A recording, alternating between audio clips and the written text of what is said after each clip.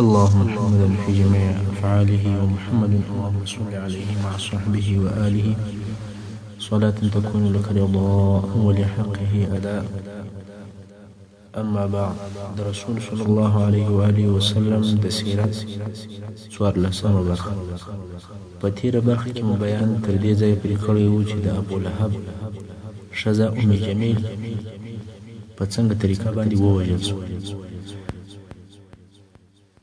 نو د ابولهب ښځه چې د لرګو بار یې په شا رااخیستی و او بیا پر لارې ډېره ستړې شوه. اوس یې غوښتل چې په یو ځای کې ځان وساکي. د الله جل جلاله په امر سره دا یو ډبرې ته کښېنستله او هغه بار یې هم دلته پر ډبره کښېښود، خو د رسۍ یو طرف د دې په غاړه کې بند شو او بل طرف یې په بار پورې تړلی دی. هغه بار د ډبرې شاته ولوېدی. نو د ډبرې یو طرف ته بار ځړېږي او بل طرف ته د ابولهب ښځه ځړېږي. دواړه په یوه رسۍ سره تړلي دي او رسۍ د دې په غاړه کې غوټه ده. تر هغه پورې دا دلته تړلې وه او خفه وه څو چې یې خبیث نفس او خبیث روح ووتی. دا د ابولهب د ښځې مرګ و او د ابولهب د مرګ کیسه به وروسته درته راسي. بیا د سورة شعراء 214 نمبر آیات نازل شو. اعوذ بالله من الشیطان الرجیم. وأنذر عشيرتك الأقربين، یعنی ای محمد صلی الله علیه و آله وسلم د الله له عذاب څخه ستا نږدې خپلوان وبېروه. نو رسول صلی الله علیه و آله وسلم د دې آیات نزول وروسته بني هاشم، بني عبدالمطلب او خپل قریبان په خپل کور کې سره راټول کړل چې د عبدالمطلب ابن عبدالمناف د اولادې څخه هم څو نفره پکښې موجود ول او د ټولو نفرو شمېر 45 نفرو ته رسېدی. کله چې رسول صلی الله علیه وسلم د خبرو کولو اراده وکول، د مخه تر دې چې رسول صلی الله علیه وسلم خبرې شروع کړي، ابولهب په خبرو شروع وکړ او ویې ویل: یا محمد صلی الله علیه وسلم، که تا موږ د دې دپاره راټول کړي یو چې ستا د دین بیان راته وکړې، نو خبرې مه کوه، موږ یې نه اورو او پوه شه چې ستا قوم د ټولو عربو قوت او طاقت نه لري. رسول صلی الله علیه وسلم ولیدل چې وخت او موقع د خبرو کولو لپاره مناسبه نه ده، نو چپ سو او څه یې نه وویل. څو ورځې وروسته یې بیا خپل اقربا سره راټول کړل او یو مهماني یې ورته جوړه کړه. پس له عزت او د احترامه او پس د خوړلو او چښلو رسول صلی الله علیه وسلم په خبرو شروع او ویې ویل: الحمد لله نحمده واستعينه واؤمن به واتوكل عليه واشهد ان لا اله الا الله وحده لا شريك له. او بیا وفرمایل: هیڅ رائد او قائد خپل قوم ته درواغ نه وایي. زما دې قسم په هغه الله وي چې بې د هغه څخه بل الله نشته، چې زه تاسې ته خاص رسول یم او نور ټولو خلکو ته عام رسول یم. په والله تاسې داسې مرئ لکه بېدېږئ او بیا داسې را ژوندي کېږئ لکه چې را ویښېږئ. ستاسې سره ستاسې د عملو حساب کېږي او تر حساب وروسته یا ابدي جنت دی یا ابدي اور. ابو طالب وویل: موږ ستا نصیحت واورېدی او ستا د خبرو پوره تصدیق کوو او ستا سره مرسته او معاونت کوو. زموږ دا ستا سره کومک ډېر خوښ دی. دغه حاضر نفر ستا د پلرو زامن دي او زه د دوی څخه یو نفر یم، خو زه تر دوی ټولو د مخه و هغه کار ته حاضر یم چې ستا خوښ وي. په هر څه چې امر کړل سوی یې پر هغه باندې اقدام وکوه. په والله زه به همیشه ستا څخه دفاع کوم. خو دا بیا بله خبره ده چې زما زړه دا نه خوښوي چې د عبدالمطلب دین پرېږدم. ابولهب وویل: والله دا بد کار دی، د مخه تر دې چې نور خلک یې منع کړي تاسې یې منع کړئ. ابو طالب وویل: یا والله تر څو چې ژوندي یو دفاع به یې کوو. او بیا رسول صلی الله علیه وسلم د اسلام او توحید په باره کې خبرې وکړي او هر یوه ته یې د هغه په نامه سره خطاب کوي او ویې فرمایل: یا بني کعب ابن لوی، خپل ځانونه د اوره څخه خلاص کړي. یا بني مره بن کعب، خپل ځانونه د اوره څخه خلاص کړي. یا بني عبدالشمس، خپل ځانونه د اوره څخه خلاص کړي. یا بني عبدالمناف، خپل ځانونه د اوره څخه خلاص کړي. یا بني عبدالمطلب، خپل ځانونه د اوره څخه خلاص کړي.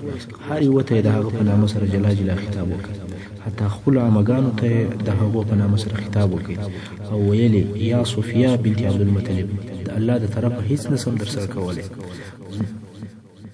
زه مو د الله د عذاب څخه نسم خلاصولی، خپل ځانونه په خپله خلاص کړئ، یا فلان یا فلان هر یو یې په نامه یادوئ، تر څو خپلې لور حضرت فاطمه رضی الله عنها مبارک ته وویل یا فاطمه د دنیا د مال څخه چې ستا خوښه وي هغه راڅه وغواړه مګر د الله د عذاب څخه دې نسم خلاصولی هر یو یې جلا جلا په خپل نامه سره و دین او اسلام ته را دعوت کړي او ټول یې د الله د عذاب څخه وبېرول اوس نو د دغه اقرباو څخه څوک اسلام ته داخل سول او څوک نه سول داخل د هغې جملې څخه چې په اسلام مشرفه سول یوه هم صوفیه بنت عبدالمطلب د رسول صلی الله علیه و وسلم عمه وه چې د زبیر ابن عوام رضی الله عنه مور ده او رسول صلی الله علیه وسلم نور هم ښکاره سره خپل دعوت او تبلیغ ته دوام ورکړ خو د قریشو عکس العمل د دغه دعوت په مقابل کې دا و چې رسول صلی الله علیه وسلم ته اشاره وګرځول او د رسول صلی الله علیه وسلم دعوت یې نه قبلول او ویل یې موږ هغه دین نسو پرېښولی چې د پلرو او د نیکهګانو څخه راپاته ده اوس زموږ د ژوند عادت او رواج ګرځېدلی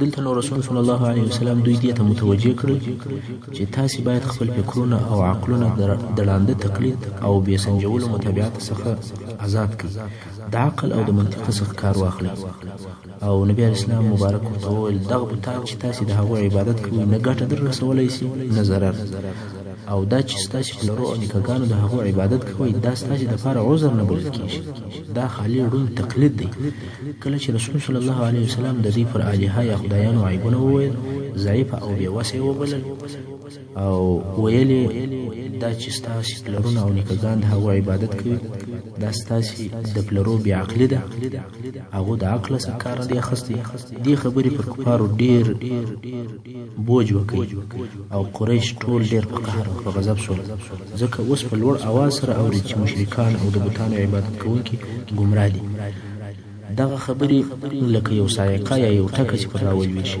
د مکې مکرمې ارامه فضا یې په زلزله باندې بدله کړه قریش سره یو ځای شول چې د دغه توفاني انقلاب مخه ونیسي اوس بیریږي چې زموږ هغه رواجونه او موروثات به د منځه ولاړ شي مګر اوس د داسې چا په مقابل کې چې په صادق الامین سره مشهوره دي باید څه وکړي هغه داسې څوک دی چې د بشریت او د ښو اخلاقو یو اعلی مثال دی د ده په مثل سره نه په خپل او نه د خپلو پلرو په عصر کې څوک لیدل سوی دی اوس حیران پاتې دي چې څه باید څه وکړي نو قریشو سره وویل چې دا څوک دی چې محمد صلی الله علیه وسلم د هغه په قوت او په ساتنه دونه قدرت پیدا کړي چې زموږ خدایان بې قدرته او عبث وي نو دا معلومه خبره وه چې هغه څوک چې د رسول صلی الله علیه وسلم ساتنه او حفاظت کوي هغه ابو طالب قریشو پس له ډېرو مشورو بله لار نه پیدا بې له دې څخه چې د رسول صلی الله علیه وسلم اکا ابو طالب ته ورسي او د هغه څخه دا غوښتنه وکړي چې خپل وراره دې د دعوت د کار څخه منع او ورته ووایي چې دغه د رسول صلی الله علیه وسلم دعوت چې دی وایي خپل الهه یا خدایان پرېږدي او هغه تاسې ته د نفع یا د ضرر رسولو قدرت نه لري دا زموږ خدایانو ته بد ویل او ښکنځل دي او په عین حال کې په دغه خبرو کې زموږ د پلرو څخه چې کوم دین موږ ته راپاته سوی دی هغه دی ګمراه او بېلارې دین بولي د قریشو دا فکر خوښ شو او ژر یې د هغه په عمل کولو شروع وکړه د قریشو اشرافو څخه یو ډله ابو طالب ته ورل او ورته ویل یا ابا طالب دا ستا وراره زموږ الهه په بده سره یادوي او زموږ دین غلط بولي زموږ عقیده باطله بولي زموږ پلرونه چې پر هغه دین ول هغه ګمراهان بولي او زموږ ټول کړه وړه خراب بولي موږ پوهېږو چې هغه ستا په ساتنه کې دی یا دی زموږ څخه منع کړه او چپ یې کړه چې زموږ خدایان او زموږ دین ته بد نه وایي یا موږ او دی سره پرېږده ځکه ته هم زموږ پر دین یې او د ده مخالف یې ابو طالب د دوی ښه پوست او نرم جواب وکړي او دوی هم ځینې ولاړل خو رسول صلی الله علیه وسلم پر خپل حال او د الله جل جلاله د دین اظهار او بیان یې کوي خلک یې و دین ته دعوتول او د قریشو څخه په ظاهري شکل د اکا ابو طالب او د عبدالمطلب اولاده ساتي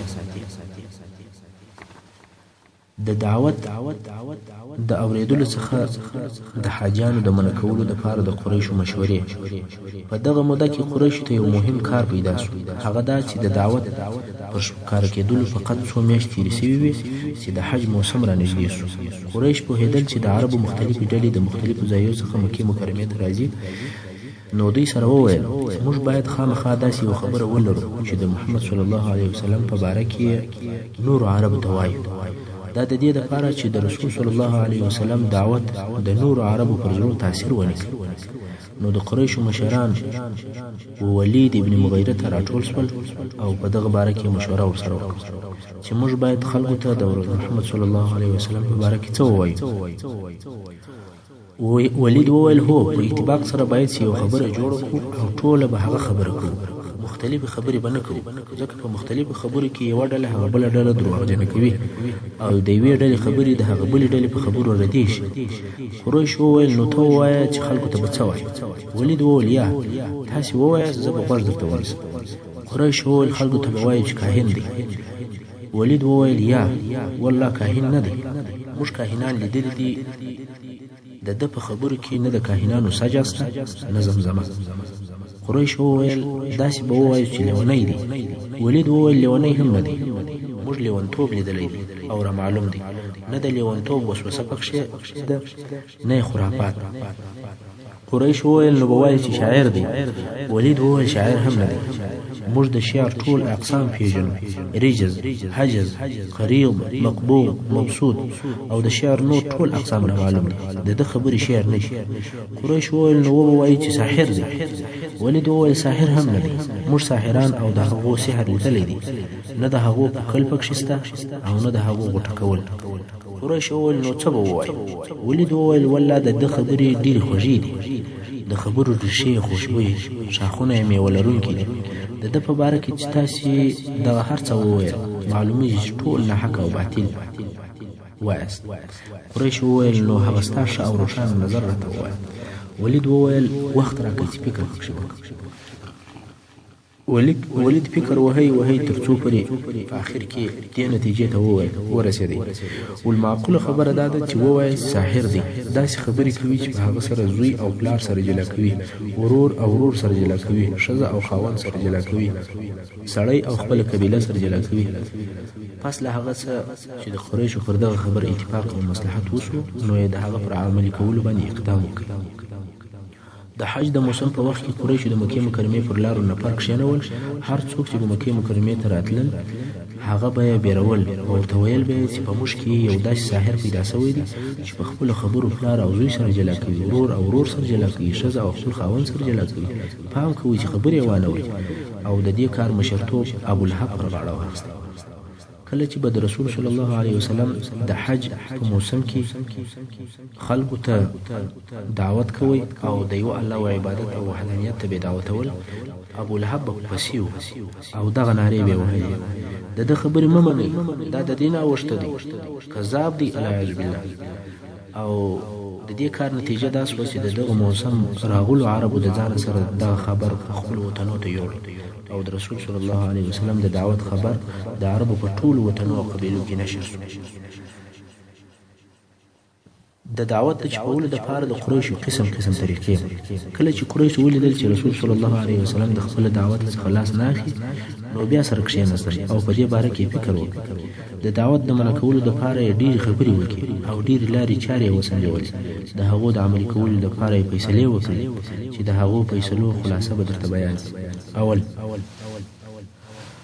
اول په مسلمانانو به پسخند او ملنډې وهو، مسلمانان به خوار او ضعیفه بولي، پر هغو به مسخرې کوو، پر هغو به خندل او درواغجنان به ورته وایو چې په دې کار سره د مسلمانانو ښویول د دوی مقصد او د مسلمانانو هغه معنوي قوت یې ورضعیفه کول.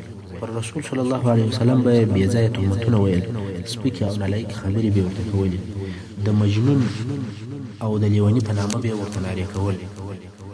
الله جل جلاله د سورة حجر په 6 نمبر آیات کې فرمایي: اعوذ بالله من الشیطان الرجیم وقالوا يا أيها الذي نزل عليه الذكر إنك لمجنون.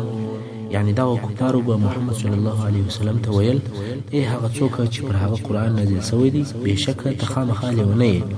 او ځینې وختونه به یې ورته ویل ته ساحر او کاذب یې، والعیاذ بالله. لکه په سورة الصاد 4 نمبر آیات کې الله جل جلاله فرمایي: اعوذ بالله من الشیطان الرجیم وعجبوا أن جاءهم منذر منهم وقال الكافرون هذا ساحر كذاب. یعنی کفارو د دې څخه تعجب کوي چې د دوی د جنس او د دوی د قوم څخه دوی ته بیرونکی رسول راغلی دی او دغه کافران وایي چې دغه بیرونکی رسول ساحر، کوډګر او درواغجن دی. والعیاذ بالله. کله چې به د رسول صلی الله علیه وسلم یو ځای کښېنست او د ده پر شاوخوا به د رسول صلی الله علیه وسلم هغه ضعیف اصحاب ناست وو، کفارو به پسخندونه په وهل او ویل به یې دغه خوار او ضعیفه خلک د مجلسیان دي. دویمه طریقه هغه دا وه چې د رسول صلی الله علیه وسلم پر تعالیمو او پر لارښوونو باندې شبهات پیدا کول او د حقیقت څخه لیرې درواغ یې پر تړل او پر اسلامي تعلیماتو یې بېځایه ارادونه نشرول. حتی د رسول صلی الله علیه وسلم پر شخصیت یې هم شبهات او ارادات نشرول. دا نشریات دونه ډېر ول چې عام خلکو د رسول صلی الله علیه وسلم د دعوت په حقیقت کې د فکر کولو وخت او طاقت نه درلود.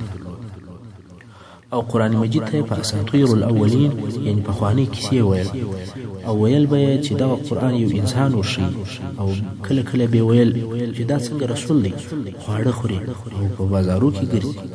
خو په قرآن مجید کې د کفارو د دغو ټولو اراداتو رد او جواب سوی. درېیمه طریقه د قرآن مجید سره په پخوانیو کیسو معارضه کول چې خلک به یې د قرآن مجید د اورېدلو څخه په هغو کیسو مشغوله کول چې هغه پخوا تېر سوي.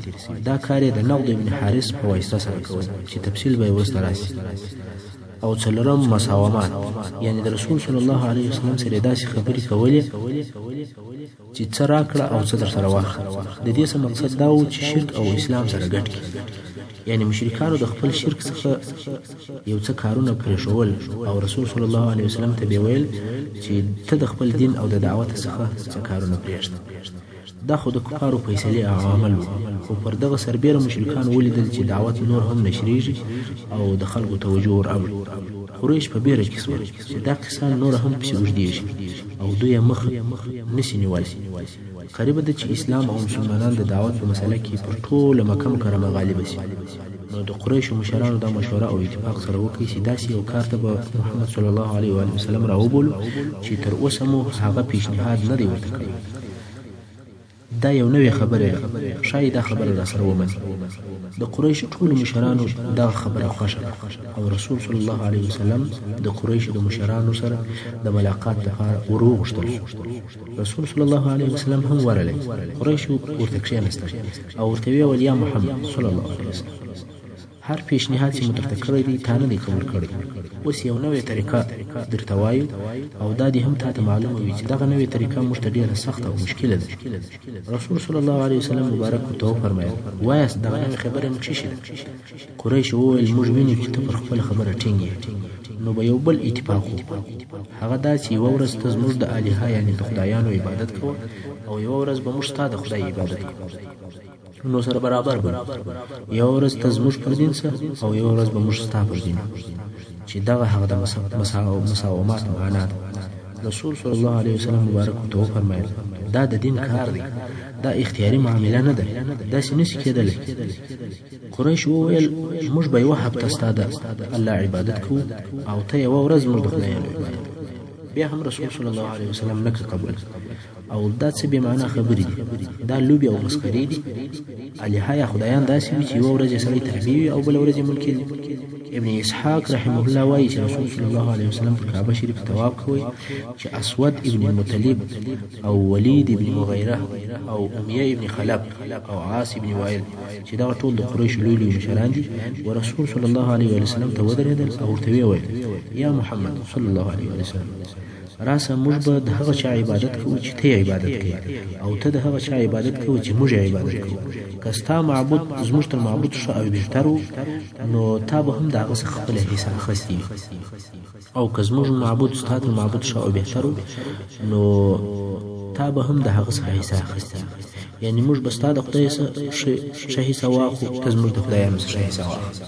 الله د دوی په باره کې د سورة کافرون سورت نازل کړي او فرمایي اعوذ بالله من الشیطان الرجیم قل يا أيها الكافرون لا أعبد ما تعبدون ولا أنتم عابدون ما أعبد ولا أنا عابد ما عبدتم ولا أنتم عابدون ما أعبد لكم دينكم ولي دين.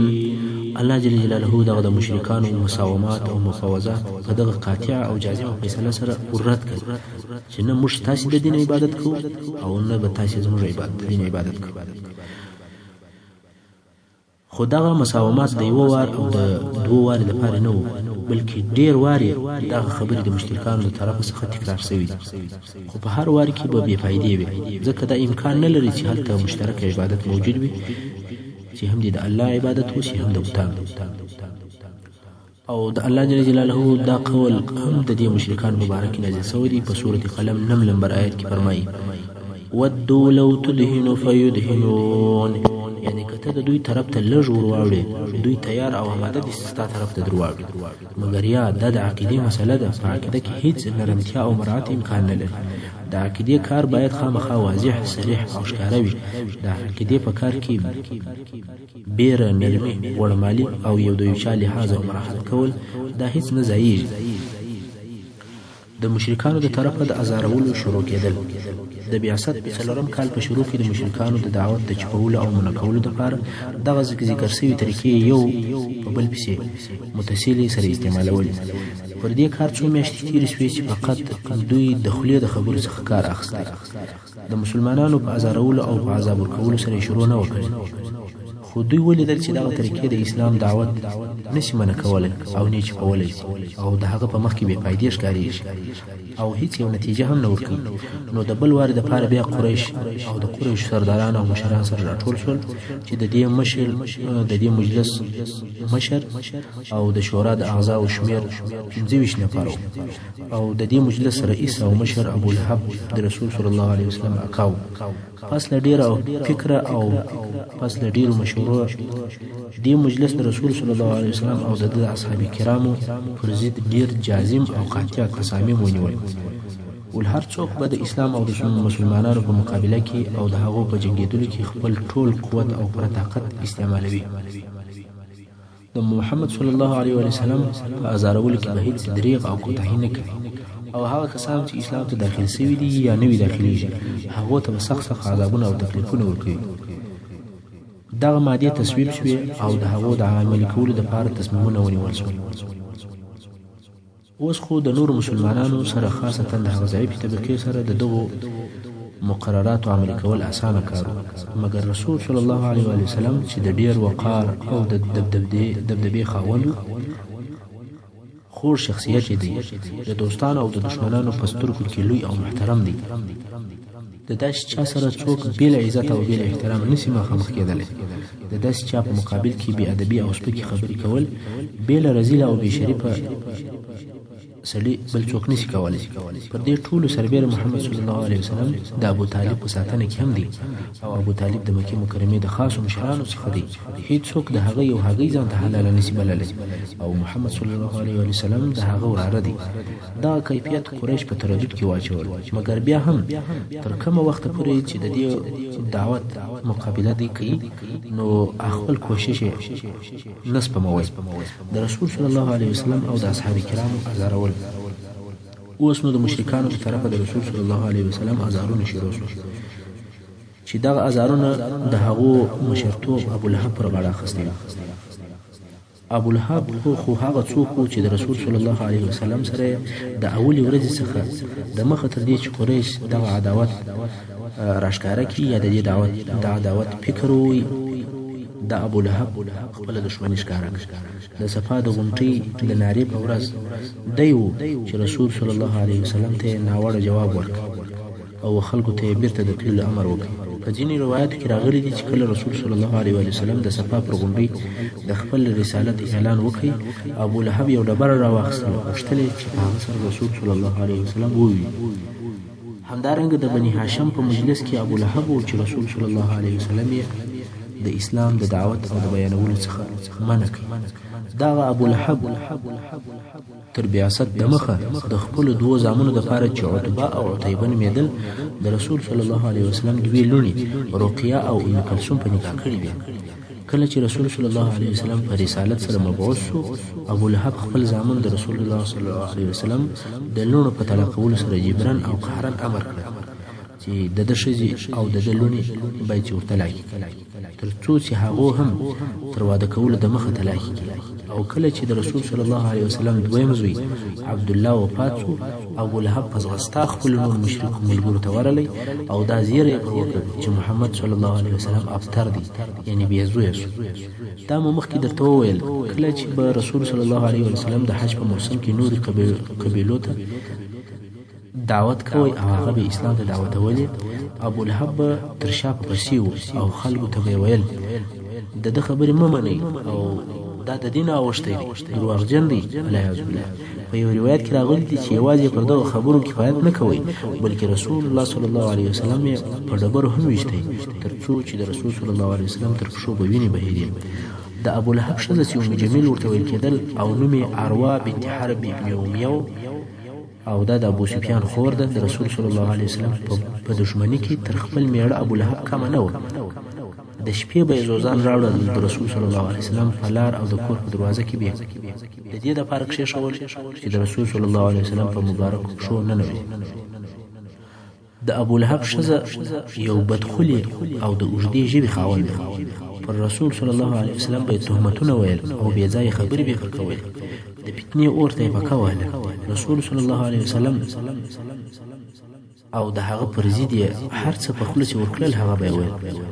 نو ځکه قرآن مجید دا د حمالة الحطب په نامه سره یاد کله چې دې واورېدل چې د دې او د دې د میړه په باره کې قرآن مجید نازل سوی دی او چې هغه د تبت یدا صورت دی، نو رسول صلی الله علیه وسلم ته ورغله چې هغه د کعبې شریف سره ناست او ابوبکر صدیق رضی الله عنه هم ورسره و. د دې په لاس کې یو موټ شګې وې او اوس غواړي چې په دغه شګو رسول صلی الله علیه وسلم وولي. کله چې دا ورته ودرېدله الله جل جلاله د دې پر سترګو د رسول صلی الله علیه وسلم لیدل منع کړل. نو دې وویل یا ابابکر ملګری دې چیرې دی؟ زه خبر سوی یم چې ده پر موږ بد ویلی دي، په والله که مې ولیدی په دغو شګو به یې پر خوله وولم او والله زه شاعره یم. بیا یې داسې شعر وویل مزمما عصینا و امره ابینا و دینه قلینا، یعنی موږ د مزمم نافرماني کړې او د امر نه منو او د دې د دین سره مو مقاطعه کړې د محمد پر ځای دلته مزمم و او بیا رهي شو.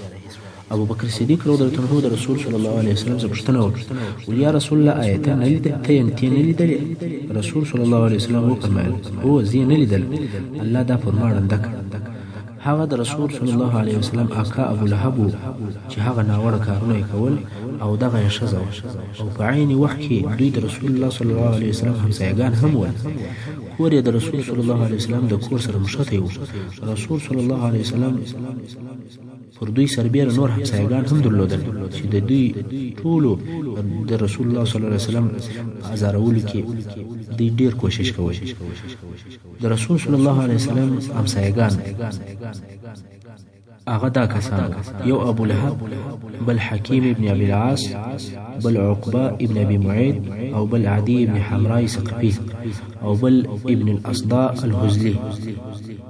دغه څو نفره د رسول صلی الله علیه وسلم همسایګانو دوی وعده او اتفاق سره کړی و چې همیشه به محمد رسول الله صلی الله علیه وسلم ته ازار ورکوو.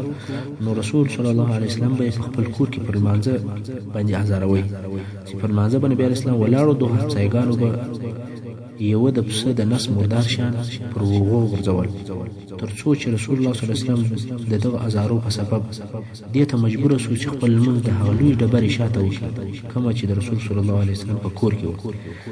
ځینې همسایګان به د پسه یا د اوښ چې حلال سوی و د هغه د نس چټل او خراب شان به د رسول صلی الله علیه وسلم د کور غولي یا میدانې ته وروغورځول او یا به د رسول صلی الله علیه وسلم د کور په دروازه کې ورته کښېښود. خو رسول صلی الله علیه وسلم به هغه چټلي او مرداري لرې او کلمې په یو لرګي راپورته کړي او د خپل کور د دروازې څخه به لیرې هلته وغورځولې. بیا به وویل یا بني عبدالمناف دا څنګه همسایتوب دی؟ آیا د همسایتوب حق دغه دی؟ تر دې جملې زیات یې نور څه نه ویل او بیا یې هغه چټلي او مرداري چې هر وخت به دوی غورځولې هغه د دې ځای څخه لیرې کړي. دا ازارونه همیشه رسول صلی الله علیه وسلم ته ورسېدل. هر ورځ به دغه همسایګانو خپل انبار او کشره د رسول صلی الله علیه وسلم د کور مخ ته ورځول او رسول صلی الله علیه وسلم به ایسته کول. اوس نو ته فکر وکړه که د یو چا یو همسایه بد وي هغه څومره په تکلیف وي مګر که ستا ټول همسایګان بد سي او ستا د تکلیف او د ازارولو نیت یې هم کړی وي نو بیا به دې څه حال خو زموږ پیشوا محمد رسول الله صلی الله علیه وسلم د خپلو همسایګانو څخه دغسې ازارونه او تکالیف لیدلي دي او د هغو د لاس څخه داسې تریخ